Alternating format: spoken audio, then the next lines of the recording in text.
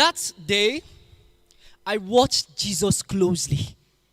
Something smelled fishy. What was he going to do with 5 loaves of bread and 2 fishes? What if I told you Jesus was a maths genius? You see, while we were worried about feeding the multitude of hungry listeners, Jesus was going to solve their problem with a formula we know as BODMAS. You see, he ignored our religious brackets and put in order our division so he can multiply the bread and fishes to feed 5,000 with an addition of 12 baskets full to the disciples, including me. That was a subtraction from our unbelief in him. Well, I'm sorry I didn't introduce myself earlier. My name is Saint Peter, the guy who denied Christ. But more importantly, the first human to ever walk on water. And speaking about waters, let's get back to the story I was telling. You see, it was Jesus who commanded us to leave. And as we sailed to the other side of the sea, we kept wondering, what was Jesus up to when he left us to go up to a mountain to pray? Anyways, let's come back to the ship full of disciples. The breeze was so cool, the sea was calm, and so was my sleep. And I dreamed I caught so many fishes, I became a celebrity. Until we stumbled on a block of raging storm that threatened my godless dreams and woke me to the reality that our ship was no longer in one piece. The contrary wind was stealing away our peace. And guys, if the Prince of Peace did not come now to rescue us, we will soon rest in peace. We shouted, but the thunders were louder than our cries, and the troubled seas was filling our ship as the mighty waves waved at us. Goodbye. By the way, the lightnings were still flashing, the storms were raging, but in front of us was something even worse, a ghost.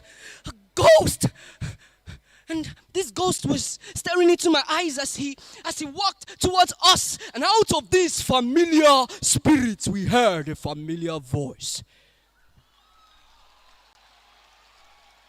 Be of good cheer. It is I. Be not afraid. Oh, Jesus. If it's really you, then ask me to come. You see, like the heart panting after the waters, my soul was longing after him. And the moment he said, come to me, my feet touched the waters. I ran to my Father.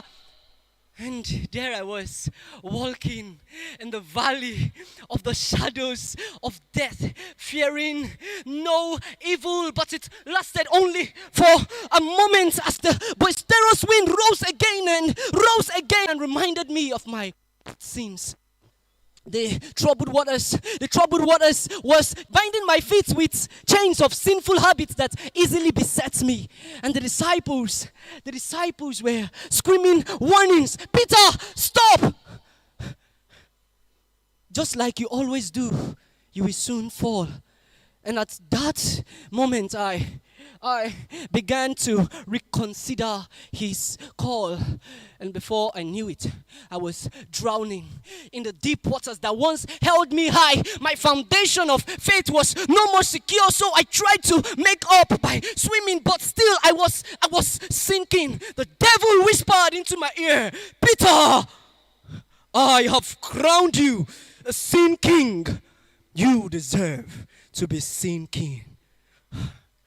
And just before death could embrace me, 3 words escaped from my lips. Lord, save me! For I knew that if I let go of my fears, if I let go of my unbelief, if I let go of my sins, if I let go of my worries, if I let God, he would help me.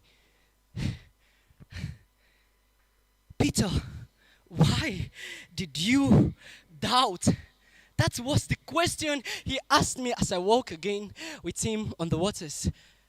As I walked again with him on the waters. I walked again with him on the waters. I walked again with him on the waters. And my friends, you too must let go of your sin. And I promise you will not sink. You want to win more souls, but you must let go of your own goals. And I know we're going to be faced with trials and fears, but God has promised He will wipe away our tears. And just like me, you too must let go and let God do His thing. So, my friends, let's go a fishing with God. Thank you.